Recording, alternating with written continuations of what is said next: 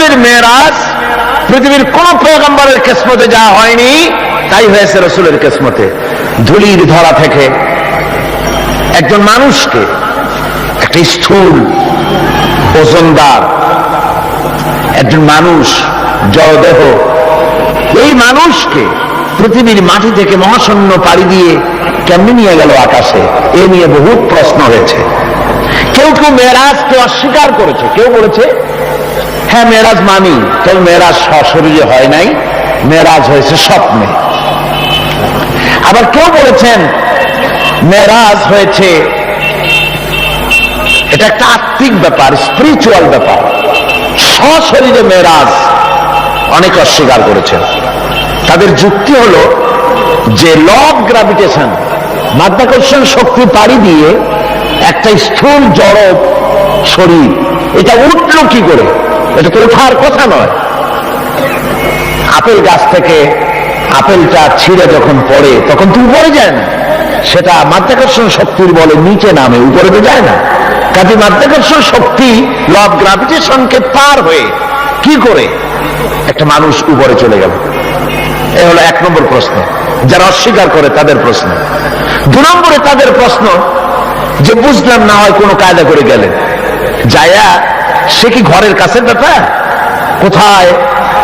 এখান থেকে চাঁদ হলো 2,32,000 মাইল, সূর্য হলো 9,30,00,000 মাইল, তারপরে মিল্কি ওয়ে, গ্যালাক্সি, এগুলি তারকার রাজ্য, উপগ্রহের রাজ্য, গ্রহের রাজ্য।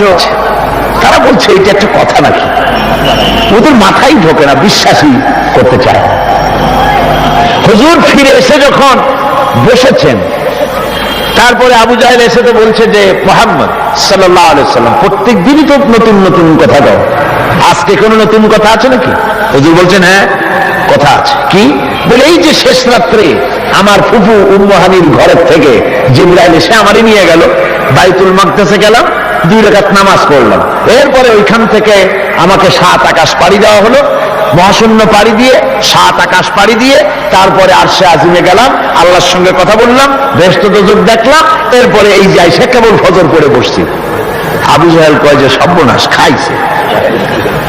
এতদিন মনে করছিলাম তুমি পাগল, কিন্তু কোনো সবুত ছিল না, আর আজকে দলিল মিলে গেল, প্রমাণ মিলে গেল তুমি একটি বদ্ধ পাগল। যেরকম নাউযুবিল্লাহি মিন যালিক। আবু জাহেল মনে মনে খুব খুশি হলো, বলল মুহাম্মদ সাল্লাল্লাহু আলাইহি ওয়াসাল্লাম তুমি কি অনুমতি দিবে? তুমি যেভাবে এই ঘটনা বললে এটা আমি মানুষকে বলে বেড়াই? অবশ্যই, তুমি যাও বলে আসো। আবু জাহেল মনে করলো এটাই হলো গোল্ডেন অপরচুনিটি, এটাই হলো সুবর্ণ সুযোগ। তার সবচাইতে বেশি ভক্ত এবং অত্যন্ত আন্তরিক অন্তরঙ্গ বন্ধু হযরত আবু বকর, এই লোকটাকে খসাতে পারলেই বাজিমাত হবে। তার বাড়ি গিয়ে বলছেন আবু বকর শুনেছে? বলে কি? কয় যে মুহাম্মদ সাল্লাল্লাহু আলাইহি ওয়াসাল্লাম পাগল হয়ে গেছে। বলে কিরকম? কয় যে এই সব কথা তিনি বলতেছেন এখন। হযরত আবু বকর বলছেন আবু জাহেল তুমি যা বললে আমার রাসূল কি হুবহু এরকম বলেছেন? আবু জাহেল বলছে হ্যাঁ ঠিক এরকমই বলেছে। হযরত আবু বকর বলছেন আবু জাহেল শোনো, হুজুর সত্য বলেছেন, নিঃসন্দেহে তার মেরাজ হয়েছে, কোনো সন্দেহ নাই। হযরত আবু বকর আবু জাহেলকে ধরে নিয়ে আসলেন কাবা শরীফে, মসজিদে হারামে এসে বলছেন হুজুর আমি এই আবু জাহেলের কাছে শুনলাম আপনি নাকি কি কি বলেছেন। হুজুর মেরাজের ঘটনা শোনালেন। হযরত আবু বকর বললেন আপনি সত্য বলেছেন। হুজুর বলেন আবু বকর তুমি আজ থেকে সিদ্দিক। সুবহানাল্লাহ। ভাইরা, মেরাজকে অনেকেই অস্বীকার করেছে, আর অস্বীকার করার যুক্তি কারো কারো থাকতে পারে যাদের ঈমান দুর্বল। কি করে সম্ভব? সজাগ করিয়া কিভাবে এই হাজার হাজার লক্ষ কোটি কোটি মাইল পাড়ি দিয়ে কিভাবে নিয়ে গেল, এটা কেমনে সম্ভব? এটা মানুষের মাথায় সহজে ঢুকবে না। মানুষের মাথায় সহজে ঢুকবে কোন? কি বলেন ঢুকবে? বিষয়টা খুবই কঠিন, বিষয়টা সহজে মানুষের মাথায় ঢুকবে না। এই জন্যে ঘটনাটা যেখানে আল্লাহ শুরু করেছেন তিনি ঘটনাটা বর্ণনা দিচ্ছেন এইভাবে, সুবহানাল্লাযী আসরা বিআবদিহি লাইলাম মিনাল মাসজিদিল হারামি ইলাল মাসজিদিল আকসা। সুবহানাল্লাযী, সমস্ত দুর্বলতা অক্ষমতা থেকে মুক্ত সেই সত্তা যিনি তার বান্দাকে ইসরা করিয়েছেন, মেরাজ করিয়েছেন। কোন সুবহানাল্লাহ। সমস্ত দুর্বলতা অক্ষমতা থেকে মুক্ত তিনি পার করে নিয়ে গিয়েছেন। তারপরে মুহূর্তের ভিতরে মহাশূন্য পাড়ি দিয়ে, সেই মহাশূন্য মানে কি? এইখান থেকে সূর্য কত দূরে জানেন না? 9,30,00,000 মাইল দূরে এখান থেকে সূর্য। সেই সূর্য, তারপরে রয়েছে গ্যালাক্সি, মিল্কি ওয়ে, গ্রহ নক্ষত্র, সে যে কত দূরে, যে সমস্ত তারকা, এমন বহুত তারকা আছে যে তারকা সৃষ্টির পর তার আলো পৃথিবীর মাটি আজ পর্যন্ত স্পর্শ করে নাই, অথচ আলোর গতি প্রতি সেকেন্ডে কত মাইল? 1,86,000 মাইল। এই 1,86,000 মাইলের সেকেন্ড, এর মিনিট, এর ঘন্টা, এর দিন, এর সপ্তাহ, এর মাস, এর বছর, এটাকে বলা হয় লাইট ইয়ার, আলোকবর্ষ। সেই তারকা তৈরি হওয়ার পর কত সহস্র সহস্র লাইট ইয়ার চলে গেল, আজ পর্যন্ত সেই তারকার আলো পৃথিবীর মাটি স্পর্শ করতে পারে নাই। তাহলে সেই তারা কোথায়?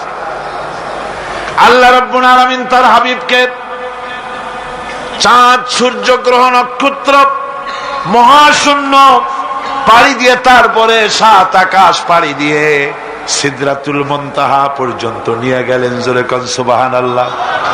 এবার সিদরাতুল মুনতাহা পর্যন্ত যাওয়ার পথে যত ঘটনা ঘটলো সেগুলো আপনারা ইতিহাস থেকে পড়ে নেবেন, ওগুলি বলার সময় আমার কাছে নাই। সিদরাতুল মুনতাহায় যাওয়ার পর হযরত জিবরাইল বলেন, আর আমি যেতে পারবো না, এটা হলো বিপজ্জনক বর্ডার। আমি যদি আর এক চুল অগ্রসর হই তাহলে আমি জ্বলে পুড়ে ছাই হয়ে যাব, আমার আর যাওয়ার অধিকার নাই। হুজুর সেখানে বসে থাকলেন। জিবরাইল বলে গেলেন, এখান থেকে আপনাকে নেওয়ার কুদরতি ব্যবস্থা হয়ে যাবে। রাসূল দুনিয়ায় ফিরে এসে হযরতে বেলালকে ডেকে বলেছিলেন, বেলাল গো, এমন কি আমল তুমি করো আমারে শোনাও। হযরতে বেলাল বলেন, হুজুর আমার আমল তো সব আপনি জানেন। কয় না, কি করো শোনাও। বেলাল বলেন, হুজুর খাস আমলের মধ্যে এতটুকু আছে যে আমি কখনো বিনা উজুতে থাকি না, যখন উজু চলে যায় উজু করি, আর উজুর ইহতিমামের জন্য 2 রাকাত নফল নামাজ পড়ি। হুজুর বলেন, বেলাল তুমি এই আমল ছাড়বা না, কারণ সিদরাতুল মুনতাহায় হযরত জিবরাইল আমারে যখন ছেড়ে চলে গেলেন, আমার একা একা বড় ভয় লাগতে লাগলো। তখন আমার মনে হচ্ছিল তুমি যেন আমার চতুর্দিকে হাঁটতেছো। আমার ভাইরা, রফরফ নামক বিছানা চলে এলো। কুদরতি এই বিছানায় চড়ে নবীজি আল্লাহ রাব্বুল আলামিনের দরবারে আরশে আজিমে পৌঁছে গেলেন। জোরে বলেন সুবহানাল্লাহ, জোরে বলেন সুবহানাল্লাহ। যেখানে পৃথিবীর কোন মানুষের যাওয়া সম্ভব নয়, গোটা পৃথিবীর মানুষের মর্যাদা আল্লাহ পাক বাড়ায় দিলেন, আরশে আজিমে হুজুরকে নিয়ে গেলেন। তারপরে তিনি কথাবার্তা হুজুরের সাথে কি বললেন, সেই কথাগুলি নিয়ে আমাদের দেশে কথা হলো এই যে হুজুরকে নিয়ে আল্লাহ 5 ওয়াক্ত নামাজ দিছিলেন তো 50 ওয়াক্ত। মুসা আলাইহিস সালামের সাথে দেখা না হইলে তো কাম সারছিল, আমাদের আর উপায় ছিল না। আরে ভাই, শুধু নামাজ দেওয়াই যদি উদ্দেশ্য হবে তাহলে রোজার মতো তো আল্লাহ দুনিয়ায় বসে দিতে পারতেন কিনা, হজের মতো, যাকাতের মতো পারতেন কিনা? শুধু নামাজের জন্য নয়, আল্লাহ পাকের কায়নাত দেখাবার জন্য আল্লাহ পাক তাকে নিয়েছিলেন। বেহেশত দেখাইছেন, দোজখ দেখাইছেন, ভালো কাজ করলে কিরকম শান্তি হবে, খারাপ কাজ করলে কিরকম শাস্তি হবে চোখে দেখাই দিয়েছেন মুহাম্মদ রাসূলুল্লাহ সাল্লাল্লাহু আলাইহি ওয়াসাল্লামকে। মেরাজ থেকে ফিরে এলেন, ঘরে এসে দেখেন উজুর পানি, উজু করে যে গেছিলেন উজুর পানি তখনও গড়াচ্ছে। যে দরজা দিয়ে বেরিয়েছিলেন দরজাটা ধাক্কায় তখনও কাঁপতেছে।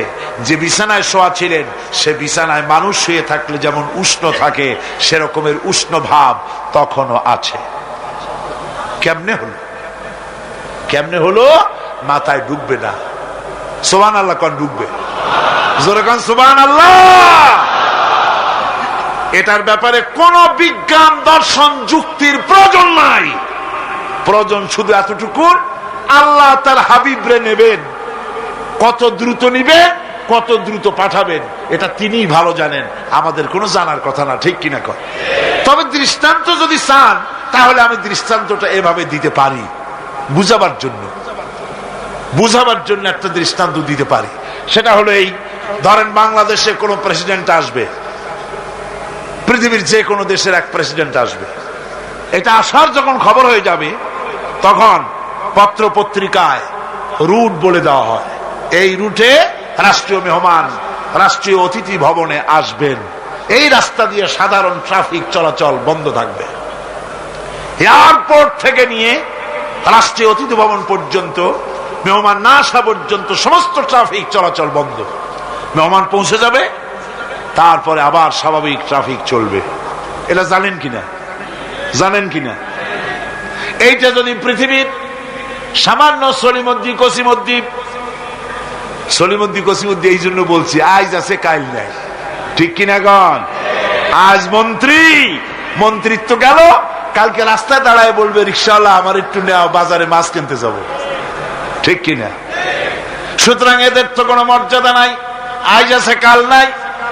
এই দুনিয়ার সলিমদ্দি কসিমদ্দির জন্য যদি এভাবে ট্রাফিক চলাচল বন্ধ করে দেওয়া হয়, তাহলে আকাশ এবং জমিনে আল্লাহ রাব্বুল আলামিনের সর্বশ্রেষ্ঠ মেহমান জনাবে মুহাম্মদ রাসূলুল্লাহ সাল্লাল্লাহু আলাইহি সাল্লাম, এই মেহমান আল্লাহর দরবারে যাবেন।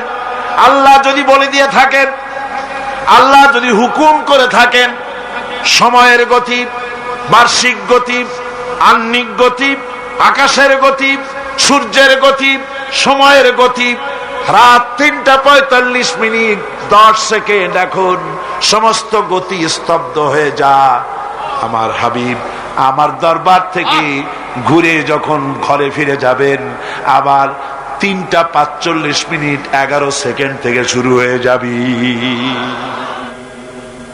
যে কোনো শক্তিশালী জিনিসকে দুর্বল করে দেওয়ার মতো ক্ষমতা যার, এটা কি বলা হয়? মুজিজা। আর এই মুজিজা দেওয়া হয়েছে যে যুগে যে জিনিসের প্রভাব বেশি, ওই প্রভাব সম্পন্ন জিনিসটাকে, শক্তিশালী জিনিসটাকে দুর্বল করে দেওয়ার মতো শক্তি আল্লাহ নবীদেরকে দান করে দিয়েছেন। যেমন এক একজনকে এক এক মুজিজা দেওয়া হয়েছে। যেমন হযরত দাউদ আলাইহিস সালাম, আল্লাহ রাব্বুল আলামিন তাকে মুজিজা দান করেছিলেন, তিনি ছিলেন অস্ত্র নির্মাতা, অস্ত্র তৈরি করতেন, লোহা দিয়ে অস্ত্র তৈরি করতেন।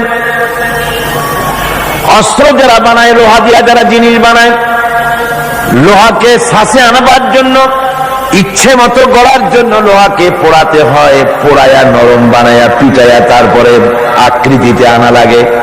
হযরত দাউদ আলাইহিস সালামের মুজিজা ছিল লোহা দিয়ে অস্ত্র তৈরি করার সময় আগুনে পোড়ানোর তার দরকার হতো না, যখন যেমন ইচ্ছে করতেন লোহাগুলি হাতের মুঠার ভিতরে নিয়ে চাপ দিতেন, লোহা পানি হয়ে আঙ্গুলের ফাঁকের ভিতর থেকে পড়ে যেত। এই মুজিজা ছিল হযরত দাউদ আলাইহিস সালামের। সুলাইমান আলাইহিস সালামের মুজিজা ছিল তক্তার উপরে বসতেন, কোন রকমের ইঞ্জিন, কোন রকমের মেশিন ছাড়া তক্তার উপরে বসে যেতেন, তক্তা হাওয়ার উপরে ভেসে বেড়াতো, ইচ্ছে মতো তামাম দুনিয়া তিনি সফর করতেন, বিনা ইঞ্জিনে এটার উপরে তিনি চলে বেড়াতেন। ঈসা আলাইহিস সালামের জামানায় চিকিৎসার প্রভাব বেড়েছিল দারুণ ভাবে। সে সময় আল্লাহ রাব্বুল আলামিন তাকে মুজিজা দিলেন, অন্ধ লোকের চোখের উপরে হাত বুলোতেন, অন্ধ সাথে সাথে চক্ষুমান, দৃষ্টিশক্তি সম্পন্ন হয়ে যেতেন, চক্ষুষ্মান হতেন। কুষ্ঠ ব্যাধিগ্রস্ত লোকের গায়ে হাত বুলিয়ে দিতেন, সঙ্গে সঙ্গে তার রোগ ভালো হয়ে যেত। এ ছিল তার মুজিজা। হযরতে মূসা আলাইহিস সালামের জামানায় মুজিজা ছিল, সেই জামানায় প্রভাব ছিল জাদুর প্রভাব। এই সময় আল্লাহ রাব্বুল আলামিন তাকে মুজিজা দিলেন, জাদুকে দুর্বল করে দেওয়ার মতো ক্ষমতা তার হাতে দিয়ে দিলেন। কোরআনে কারীমে রব্বুল আলামিন বলছেন, ওয়া মা তিলকা বিয়ামিনিকা ইয়া মূসা, হে মূসা তোমার ডান হাতে ওটা কি? মুসা আলাইহিস সালাম বললেন, হিয়া আসায়, এটা একটা লাঠি। এরপরে আমি ভর করে দাঁড়াই, এ দিয়ে আমি গাছের পাতা পারি, ছাগল ভেড়ারে খাওয়াই, এ দিয়ে আমি ছাগল ভেড়াগুলি বন্য প্রাণী থেকে রক্ষা করি। এর উপরে মাঝে মধ্যে আমি অনেক সময় দাঁড়ায় থেকে ক্লান্ত হলে এই লাঠির উপরে ভর করে দাঁড়াই। তাছাড়াও আরো অনেক কাজ আমি এই লাঠি দিয়ে করি। প্রশ্ন হচ্ছে, আল্লাহ জিজ্ঞেস করলেন তোমার ডাইন হাতে ওটা কি? জবাব দিলি স্যার এটা একটা লাঠি, এ দিয়ে গাছের পাতা পারি, ভেড়া ছাগল ঠেকাই, তারপরে আমি এর উপরে ভর করে দাঁড়াই। এত কথার দরকার কি? দরকার এই জন্যে আসে যখন কথা বলার সুযোগ পায় মাশূকের সাথে, মন চায় সময়টা অল্পের মধ্যে যেন শেষ না হয়ে যায়। এখানে আশেক হচ্ছেন হযরত মুসা আলাইহিস সালাম, মাশূক হচ্ছেন আল্লাহ সুবহানাহু ওয়া তাআলা। তিনি কথা বলছেন, এই কথার সুযোগটা যেন অল্পের মধ্যে শেষ না হয়ে যায়, এই জন্য সময়টাকে দীর্ঘায়িত করার জন্য মুসা আলাইহিস সালাম এ ধরনের বক্তৃতা বিবৃতি করতেছিলেন। আল্লাহ রাব্বুল আলামিন বললেন, মুসা রে, তুমি বলেছো এটা লাঠি, আর লাঠির ফজিলত তুমি বর্ণনা করেছো, এছাড়াও লাঠির মধ্যে আর একটা কুদরত আছে, তুমি জানো না? তুমি তোমার হাতের লাঠিটা ছেড়ে দাও। লাঠি তিনি ছেড়ে দিলেন,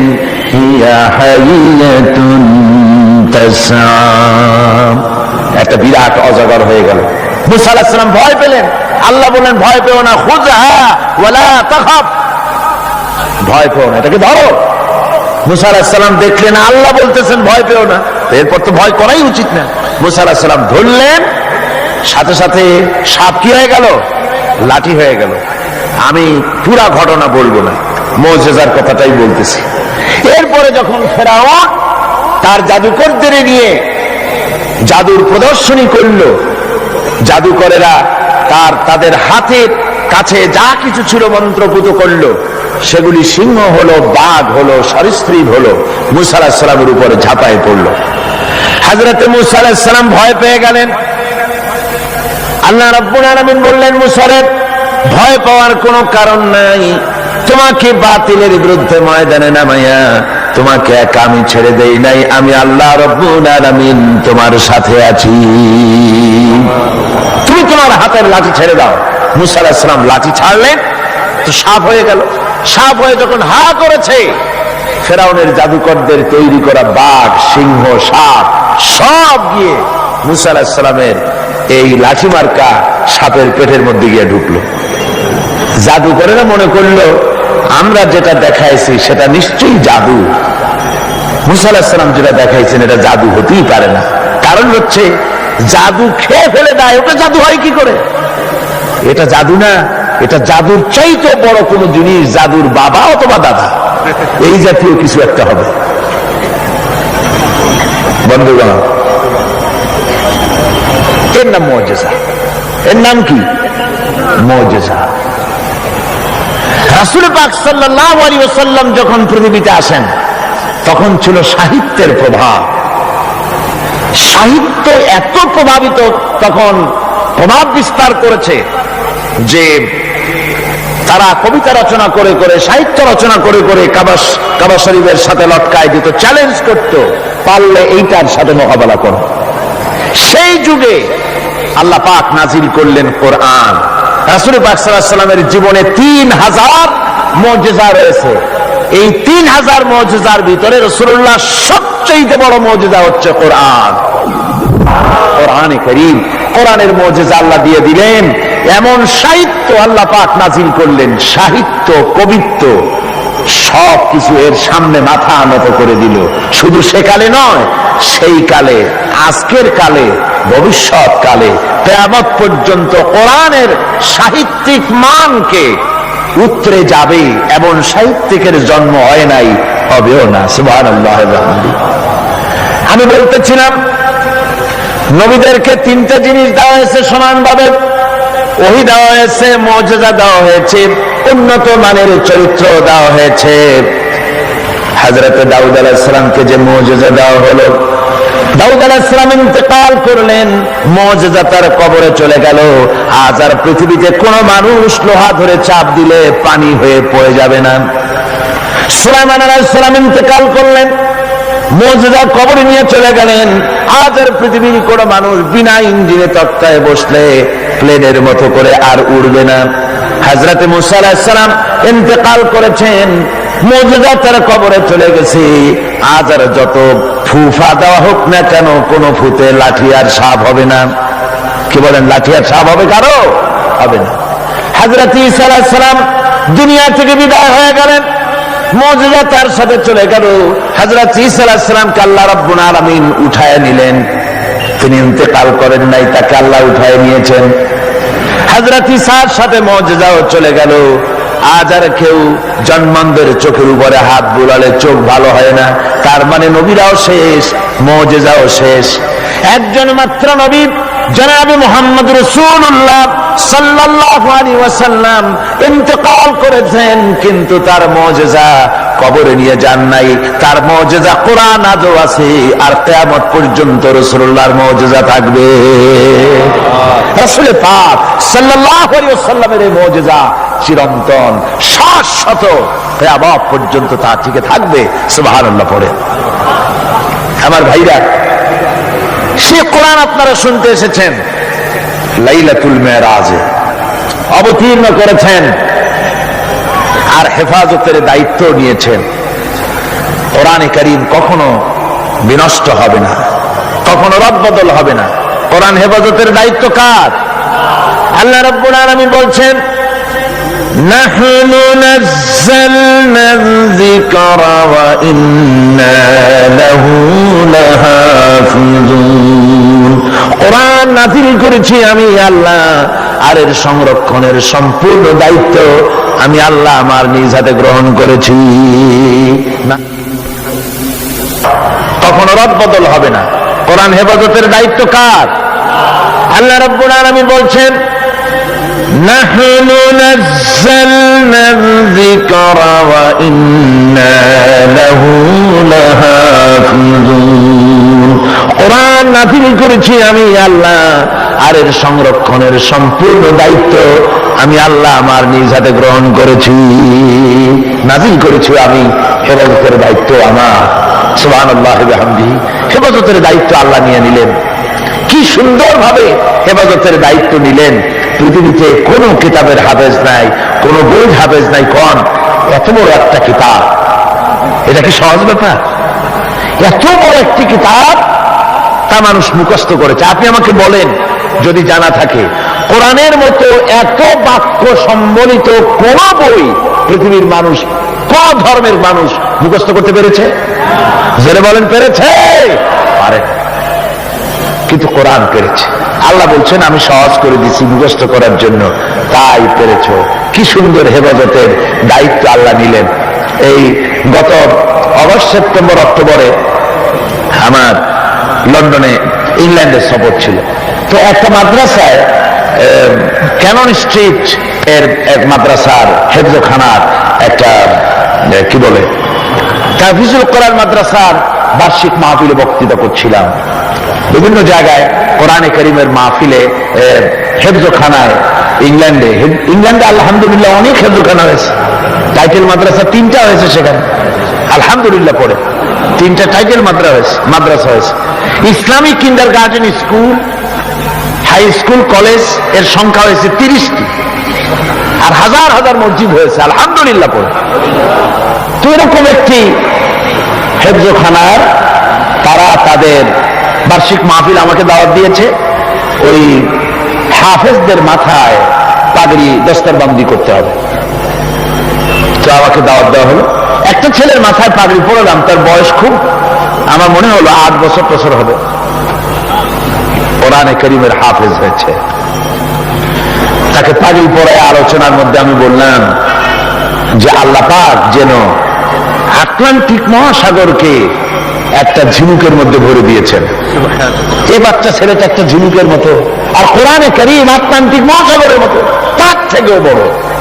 এই ঝিনুকের মধ্যে আল্লাহ পাক হেফাজত করেছেন। কোরআনে কারীম আল্লাহ পাক এভাবে মানুষকে মুখস্থ করার সুযোগ করে দিয়ে কোরআন হেফাজতের ব্যবস্থা করেছেন। এই কোরআনে কারীম যার উপরে অবতীর্ণ হয়েছে, তিনি হচ্ছেন বিশ্বের সর্বকালের সর্বযুগের সর্বশ্রেষ্ঠ মহামানব। তিনি হচ্ছেন বিশ্বনবী জনাব মুহাম্মদ রাসূলুল্লাহ, সবাই বলেন সাল্লাল্লাহু আলাইহি ওয়াসাল্লাম। তারই মেরাজের রাত আজকে। পৃথিবীর কোন পয়গম্বরের মেরাজ হয়নি, একমাত্র হুজুরের মেরাজ হয়েছে। তার কারণ হুজুরের সম্মান সবচাইতে বেশি। সবচাইতে সম্মান কার বেশি? একটু জিকির করেন জোরে সোরে, লা ইলাহা ইল্লাল্লাহ। জাযাকাল্লাহ।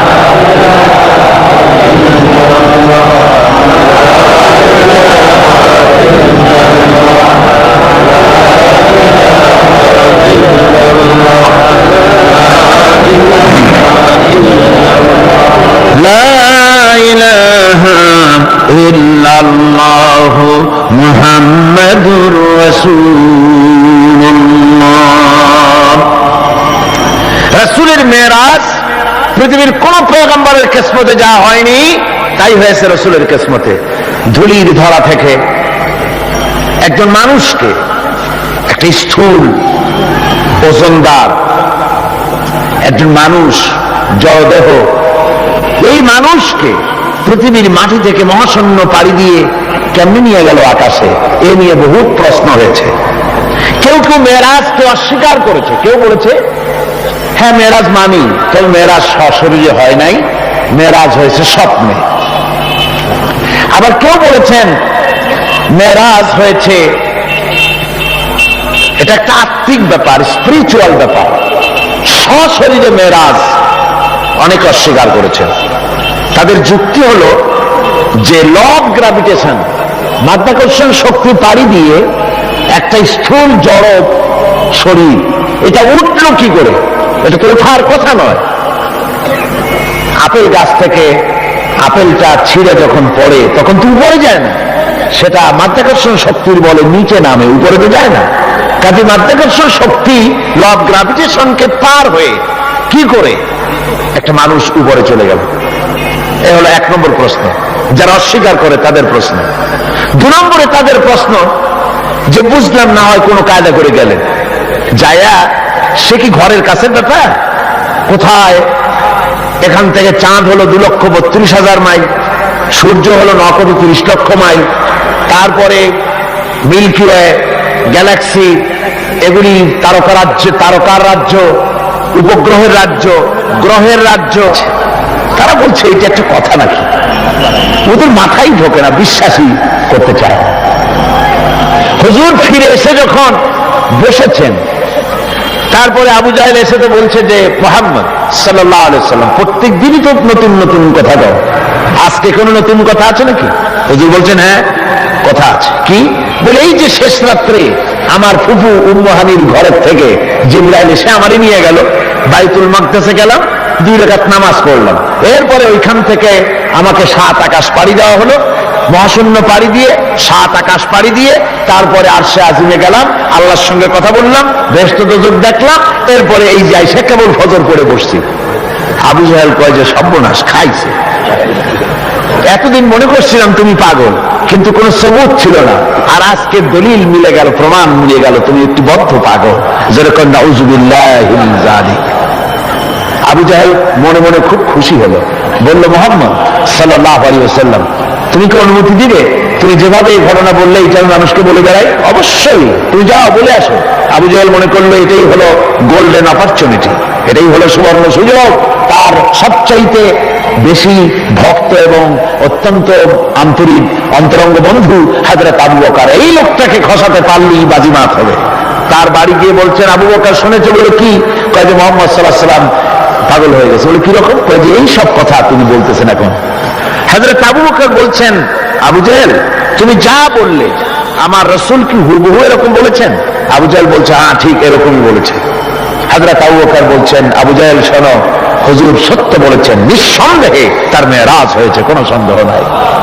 হযরত আবু বকর আবু জাহেলকে ধরে নিয়ে আসলেন কাবা শরীফে, মসজিদে হারামে এসে বলছেন হুজুর আমি এই আবু জাহেলের কাছে শুনলাম আপনি নাকি কি কি বলেছেন। হুজুর মেরাজের ঘটনা শোনালেন। হযরত আবু বকর বললেন আপনি সত্য বলেছেন। হুজুর বলেন আবু বকর তুমি আজ থেকে সিদ্দিক। সুবহানাল্লাহ। ভাইরা মেরাজকে অনেকেই অস্বীকার করেছে, আর অস্বীকার করার যুক্তি কারো কারো থাকতে পারে যাদের ঈমান দুর্বল। কি করে সম্ভব? সজাগ করিয়া কিভাবে এই হাজার হাজার লক্ষ কোটি কোটি মাইল পাড়ি দিয়ে কিভাবে নিয়ে গেল, এটা কেমনে সম্ভব? এটা মানুষের মাথায় সহজে ঢুকবে না। মানুষের মাথায় সহজে ঢুকবে কোন? কি বলেন, ঢুকবে? বিষয়টা খুবই কঠিন, বিষয়টা সহজে মানুষের মাথায় ঢুকবে না।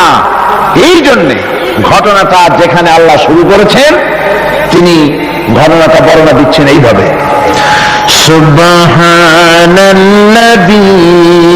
আসরা বিআবদিহি লাইলাম মিনাল মাসজিদিল হারাম ইলাল মাসজিদিল আকসাল্লাযী বারাকনা হাওলাহু লিনুরিয়াহু মিন আয়াতিনা ইন্নাহু হুয়াস সামিউল বাসীর। সাদাকাল্লাহুল আযীম। ঘটনাটার বিবরণ দিচ্ছেন আল্লাহ এভাবে, শুরু করছেন সুবহানাল্লাযী আসরা বিআবদিহি।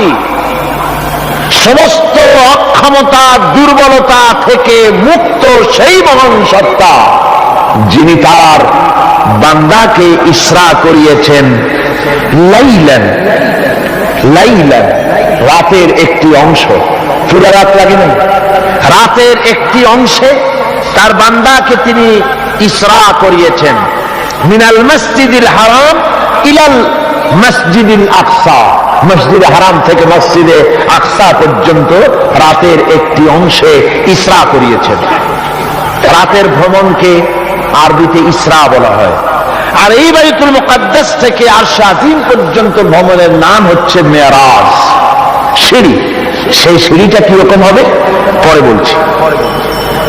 এখানে বলা হচ্ছে তোমরা তো জিনিসটাকে কঠিন মনে করো, যেটা কি করে সম্ভব, এটাকে কঠিন মনে করো, অসম্ভব মনে করো, কিন্তু কাজটা ঘটাচ্ছেন এমন এক সত্তা সুবহান, যিনি সমস্ত দুর্বলতা অক্ষমতা থেকে মুক্ত, মহান শক্তিশালী আল্লাহ ঘটনাটা ঘটাচ্ছেন। কাজে তোমাদের এই চিন্তা কেন, যেটা কি করে হলো? কাজটা কে ঘটাচ্ছেন? আল্লাহ সুবহানাহু ওয়া তাআলা তিনি ঘটাচ্ছেন। তার জন্য এগুলি কি কোনো অসম্ভব ব্যাপার বলুন? এটা কি কোনো অসম্ভব ব্যাপার? নিশ্চয়ই কোনো অসম্ভব ব্যাপার না।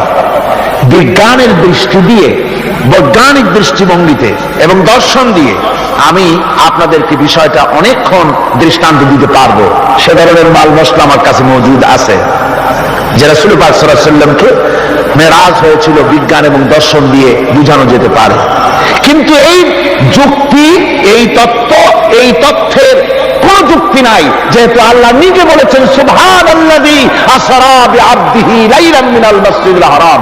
এই ঘটনা ঘটাচ্ছেন তিনি, যার ক্ষমতার ভিতরে কোনো দুর্বলতা নাই, যার ক্ষমতা মুহাইয়া করতে পারে এমন ক্ষমতা কারো নাই, যিনি প্রচন্ড ক্ষমতার মালিক, অক্ষমতা তাকে স্পর্শ করে না, সেই মহান আল্লাহ এটা ঘটাচ্ছেন। সুতরাং যুক্তি প্রমাণের কোনো প্রয়োজন নাই, আল্লাহ নিজে বলছেন ঘটনাটা আমি ঘটাচ্ছি। সুবহানাল্লাহ। তারপরে বলা হচ্ছে যে তিনি ফিরে এলেন, এই যে বোরাক, হাদিস শরীফে এসেছে বোরাকে করে তাকে নেওয়া হয়েছে। তো বোরাকে করে নেওয়া হয়েছে, বোরাকটা কেমন? সেই বোরাক আমরা আবার বানাইছি, আমাদের তো বুদ্ধি কম না, আমাদের দেশের লোকের আবার বোরাক বানায় ছাড়ছে। ঘোড়ার মতো বডি, মানুষ মেয়ে লোকের মতো একটা মাথা, খুব সুন্দর চুল, তারপরে চুল টুল ঝুলানো, এরকমের দুইটা ডানা আছে ঘোড়ার পিঠের উপরে, নিচে লেখা আছে হাজা বুরাকুন নবী সাল্লাল্লাহু আলাইহি ওয়াসাল্লাম। আর এইটাকে বরকতের জন্য মুসলমানেরা ঘরের মধ্যে টানায় রাখে, দেখছেন আপনারা?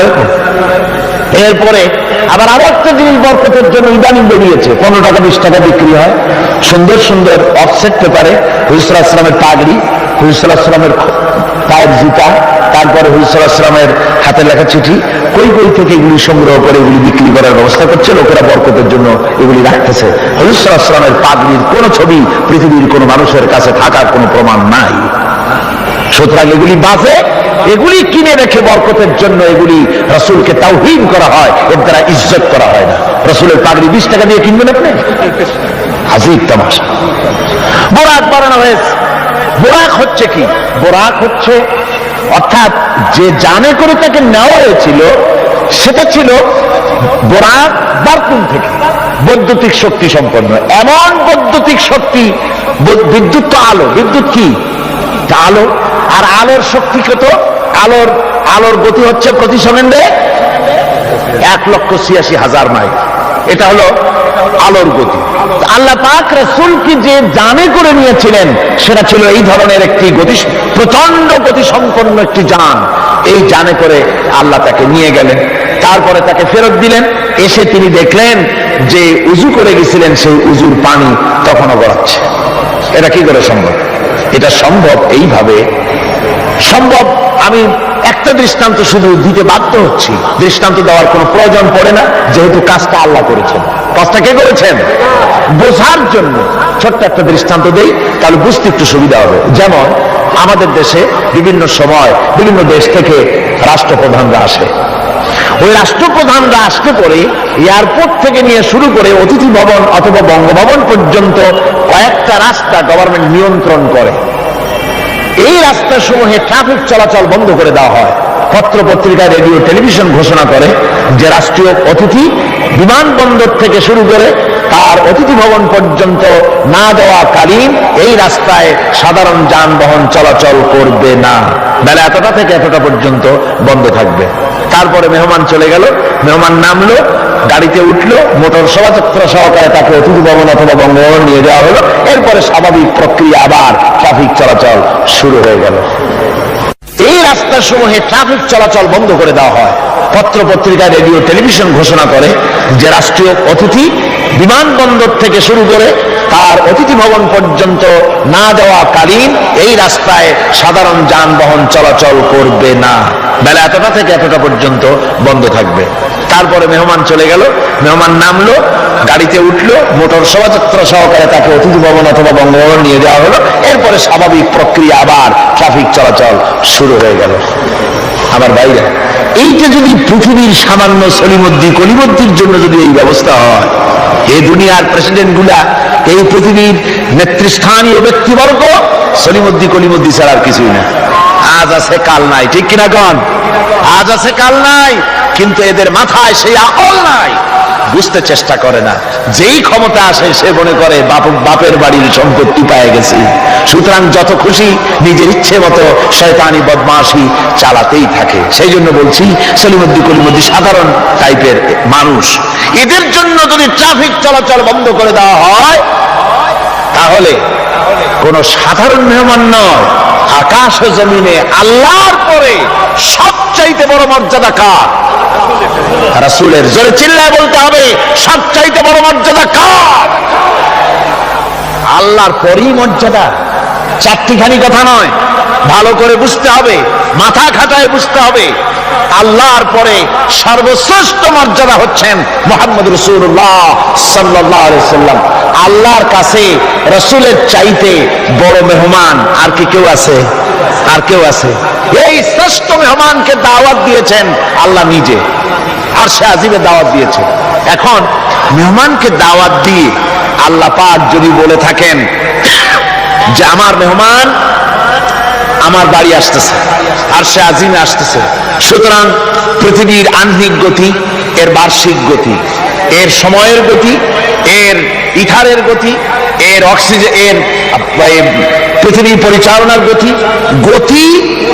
গতিবিজ্ঞান যাকে বলা হয়, এই গতি, এই শক্তি, এই পরিচালনা শক্তি, সময়, কাল, সবটাকে আল্লাহ যদি স্টপ করে দিয়ে থাকেন, দাঁড়িয়ে থাকো জায়গায়, রাত এখন 3:45 এখানে দাঁড়িয়ে থাক, আমার মেহমান আরশে আজিম ভ্রমণ করে আমার সঙ্গে কথা বলে বেহেশত দোজখ দেখে তারপরে যখন বাড়ি যাবে, এরপরে 3:35 থেকে আবার চালু হবে।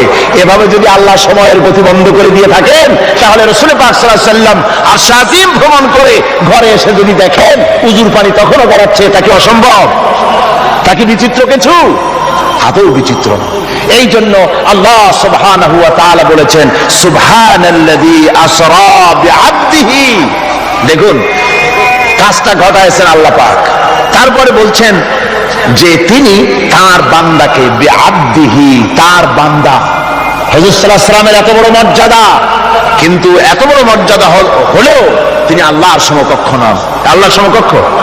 যেরকম আল্লাহর সমকক্ষ নিশ্চয়ই নয়। তিরমিজি শরীফের হাদিসের ভিতরে এসছে, তিরমিজি শরীফের হাদিস, এক লোক হুজুরকে বলছেন, হে রাসূল, এক কথা প্রসঙ্গ বলছে, আপনি যা, আল্লাহ যা ইচ্ছা করেন আর আপনি যা ইচ্ছা করেন। কথাটা ঠিক এইভাবে আসছে হাদিসে, হে রাসূল, আল্লাহ যা ইচ্ছা করেন আর আপনি যা ইচ্ছা করেন। হুজুর সাল্লাল্লাহু আলাইহি ওয়াসাল্লাম সঙ্গে সঙ্গে লোকটিকে সতর্ক করে দিলেন, বললেন, তুমি তো আমাকে আল্লাহর সমকক্ষ করে দিলে, তুমি তোমার কথা পাল্টাও, বলো শুধুমাত্র আল্লাহ যা করেন তাই, আমার ইচ্ছায় নয়, যা হয় সবকিছু আল্লাহ সুবহানাহু ওয়া তাআলা তার ইচ্ছায়। সুতরাং আল্লাহর সমকক্ষ রাসূল নন। ঘটনা ঘটাইছেন আল্লাহ, আর ঘটনাটা যাকে দিয়ে ঘটাইছেন তিনি হচ্ছেন আল্লাহর কি বান্দা, তিনি আল্লাহর কি বান্দা। এই বান্দা শব্দ, এই আব কোরআনে কারিমে বহু জায়গায় হুজুরকে আল্লাহ পাক আব বলেছেন, নবীও বলেন নাই, রাসূলও বলেন নাই, নামও নেন নাই, শুধু বলেছেন আব। এর দ্বারাই বোঝা যায় হুজুরকে আল্লাহ পাক বলেছেন। অর্থাৎ আব্দিয়াতের চাইতে বড় ডিগ্রি আল্লাহর কাছে আর কিছুই নাই। নবী রাসূল গৌণ, মুখ্য হচ্ছে আব। মুখ্য কি যেরকম আব, আল্লাহর বান্দা হয়ে যাওয়া। যেমন আপনারা দেখতে পান কোরআনে কারীমের প্রথমেই এই আয়াত আছে, ইন কুনতুম ফি রাইবিন মিম্মা নাযালনা আলা আবদিনা, আমি আমার বান্দার প্রতি যে কিতাব নাজিল করেছি, এই যে আবদিনা, আমার বান্দা, কে আব? মুহাম্মদ রাসূলুল্লাহ সাল্লাল্লাহু আলাইহি ওয়াসাল্লাম। অন্য আয়াতের মধ্যে রব্বুল আলামিন বলেন, তাবারাকাল্লাযী নাযালাল ফুরকানা আলা আবদিহি লিয়াকুনা লিল আলামিনা নাযীরা। অতীব বরকতশালী সে আল্লাহ রাব্বুল আলামিন, যিনি তার বান্দার উপরে ফুরকান অবতীর্ণ করেছেন। কে সেই বান্দা? মুহাম্মদ সাল্লাল্লাহু আলাইহি ওয়াসাল্লাম। সুতরাং আব্দিহি, তার বান্দাকে ইসরা করিয়েছেন মসজিদে হারাম থেকে মসজিদে আকসা পর্যন্ত। তারপরে সেখান থেকে নিয়ে গেলেন আরশে আজিমে, নিয়ে তাকে কি করলেন, দিলেনটা কি? এখানে কথা হচ্ছে, আমাদের দেশের লোকেরা বিভিন্ন সময় এইসব কথা আলোচনা করে বা ওয়াজের মধ্যে বলেন কেউ কেউ, যেটা হচ্ছে শুধুমাত্র নামাজ। আল্লাহ পাক তাকে মেরাজে নিয়ে নামাজ দিয়েছিলেন। আচ্ছা ভাই, শুধু নামাজ দেওয়াই যদি আল্লাহর উদ্দেশ্য থাকে, তা আবার বলে কি, যে নামাজ তো দিচ্ছেন আল্লাহ 50 ওয়াক্ত। মুসা আলাইহিস সালামের সঙ্গে যদি দেখা না হইতো তাহলে আমাদের কাজ সর্বনাশ হয়ে যেত। মুসা আলাইহিস সালামের সঙ্গে দেখা হওয়ার কারণে কিছুটা কনসেশন আমরা পাইছি, অন্তত 45 ওয়াক্ত তো কমছে। তাহলে বোঝা গেল মেরাজ হয়েছিল শুধু নামাজের জন্য। কথাটি সঠিক নয়। নামাজের জন্য মেরাজ হওয়ার দরকারটা কি? যুক্তিতে আসে না। হজের জন্য তো মেরাজ দরকার হয় নাই, যাকাতের জন্য তো মেরাজ দরকার হয় নাই, জিহাদের জন্য তো মেরাজ দরকার হলো না, ইমানের জন্য তো মেরাজ দরকার হলো না। মেরাজ শুধু নামাজের জন্য দরকার হলো কেন? বিষয়টা শুধু নামাজ নয়। নামাজ এই পরিভ্রমণের, এই ভ্রমণকালীন সময়ের আল্লাহ পাকের একটি নির্দেশ। মূল ঘটনা ভিন্ন। মূল ব্যাপারটি হলো রাসূল পাক সাল্লাল্লাহু আলাইহি ওয়াসাল্লামের মেরাজ যখন হয় তখন মক্কি জিন্দেগীর 12 বর্ষ পূর্ণ হয়েছে। মক্কি জিন্দেগীর, নবুয়তের জীবনের 1 যুগ পূর্ণ হয়ে গেছে। তাওহীদের দাওয়াত, তাবলীগে দ্বীনের কাজ একটি চূড়ান্ত পর্যায়ে এসে গিয়েছে। এখন এই তাওহীদ, রিসালাত ও আখিরাতের উপরে ভিত্তি করে একটি নতুন সমাজ গঠনের পালা এসেছে। সেই নতুন সমাজ গঠনের জন্য আল্লাহ রাব্বুল আলামিন তাকে আপন দরবারে ডেকে নিলেন, আর নতুন নতুন কিছু তথ্য, একটি নতুন স্টেট পরিচালনার জন্য যা কিছু প্রয়োজন, কিছু মূল নীতি আল্লাহ রাব্বুল আলামিন তাকে দান করালেন, আর জান্নাত এবং জাহান্নাম রাসূলের চোখে দেখিয়ে দিলেন পরিষ্কার করে, যাতে করে তিনি মানুষকে ভালো করে দেখে তিনি মানুষকে বুঝাতে পারেন। এজন্য এই দৃশ্যগুলিও রাসূলের সামনে আল্লাহ পাক তুলে ধরলেন। রাসূল পাক সাল্লাল্লাহু আলাইহি ওয়াসাল্লাম ফিরে আসার পর তাকে এই নতুন রাষ্ট্র পরিচালনার জন্য যে মূল নীতিগুলি আল্লাহ পাক তাকে দিয়েছেন, যাকে মেরাজের পেগাম বলা হয়। মেরাজের কি বলা হয়? পেগাম। সূরা বনী ইসরাইলের মধ্যে আল্লাহ পাক এই পেগামগুলি আল্লাহ পাক তাকে দান করেছেন। সেই মূলনীতিগুলি কি, সেই মূলনীতি আমি আপনাদের সামনে এখন আলোচনা করতে যাচ্ছি। আমরা মেরাজ কেমনে হলো, কিভাবে হলো, এই ঘুরপাকের মধ্যে গোলক ধাঁধায় নিজেদেরকে আটকে রাখতে চাই না। আমরা পরিষ্কার করে বিশ্বাস করি রাসূল পাকের মেরাজ হয়েছে একেবারে সশরীরে। কিভাবে হয়েছে? সশরীরে। তারপর আবার কেউ কেউ এ তর্ক তুলেছেন, কেউ বলেছেন হুজুর সাল্লাল্লাহু আলাইহি ওয়াসাল্লাম আল্লাহকে দেখেছেন, আবার কেউ বলেছেন দেখেন নাই। এই সব তর্কের মধ্যেও আমরা জড়াতে চাই না। আমরা পরিষ্কার জানি আল্লাহ পাক বলেছেন লা তুদরিকুহুল আবসার, কোন দৃষ্টি শক্তি আমি আল্লাহকে মুহাইয়া করতে পারবে না, ইহাতা করতে পারবে না। আল্লাহ রাব্বুল আলামিনকে কোন দৃষ্টি শক্তি তার চক্ষু দিয়ে দেখতে পারবে না। সুবহানাল্লাহ। হযরত মুসা আলাইহিস সালাম বলেছিলেন রব্বি আরিনি, আয় আল্লাহ আমি তোমারে দেখতে চাই। আল্লাহ পাক পরিষ্কার বলেছেন লান তারানি, লান, কখনোই দেখতে পারবে না। মুসা আলাইহিস সালাম খুব আদরের নবী ছিলেন, আবদার তুলতে লাগলেন। আল্লাহ তাকে একটা ইন্টারভিউ নিলেন, দেখতে পারবা কিনা একটা টেস্ট হয়ে যায়। আল্লাহ পাক তার নূরের তাজাল্লি নিক্ষেপ করলেন পাহাড়ের উপরে। হযরত মুসা আলাইহিস সালাম এক সেকেন্ড মাত্র দেখলেন, সহ্য করতে পারলেন না, আল্লাহু আকবার বলে চিৎকার মেরে বেহুশ হয়ে জমিনের উপরে পড়ে গেলেন। সুতরাং আমরা ওই তর্কে যেতে চাই না যে আল্লাহ পাককে হুজুর সাল্লাল্লাহু আলাইহি ওয়াসাল্লাম দেখেছেন কি দেখেন নাই, ওইটা আমাদের মূল বিষয় নয়। আমাদের বিষয় হচ্ছে মেরাজ থেকে রাসূলুল্লাহ পেলেন কি, উম্মতের জন্য আনলেন কি, এটাই হলো আমাদের সবচেয়ে বড় প্রয়োজনীয় বিষয়। আল্লাহ পাক রাসূলকে যে জিনিসগুলি দিলেন, একটা নতুন স্টেপ করতে যাচ্ছেন ওই সময় যখন মানুষ অধিকার বঞ্চিত, যখন নারীর অধিকার নাই, যখন শ্রমিক তার শ্রমের মূল্য পায় না, কৃষক তাদের উৎপাদিত পণ্যের সঠিক দাম পায় না, নারী আর পুরুষ, নারীগুলি হয়েছে ভোগের সামগ্রী, সন্তান উৎপাদনের বিশেষ ক্ষেত্র। তারপরে মানুষে মানুষে হানাহানি, মারামারি, কাটাকাটি, অশ্লীলতা, পাপাচার, জেনা আর ব্যভিচার, সুদ, ঘুষ, এতিমকে ঠকানো, গান বাজনা ইত্যাদি দিয়ে গোটা দেশটা যখন রসাতলে, গোটা পৃথিবী যখন ত্রাহি ত্রাহি করছে মজলুম জনতা, সেই সময় ইসলামের এই নতুন স্টেটের ভিত্তি দিতে যাচ্ছেন মুহাম্মদ রাসূলুল্লাহ সাল্লাল্লাহু আলাইহি ওয়াসাল্লাম। তখন আল্লাহ পাক এই স্টেট রচনার পেছনে কতগুলি মূলনীতি আল্লাহ পাক দান করলেন। সেই মূলনীতিগুলি এখন আমি আপনাদের সামনে বলছি। আল্লাহ রাব্বুল আলামিন বলেন وَقَضَى رَبُّكَ أَلَّا تَعْبُدُوا إِلَّا إِيَّاهُ وَبِالْوَالِدَيْنِ إِحْسَانًا।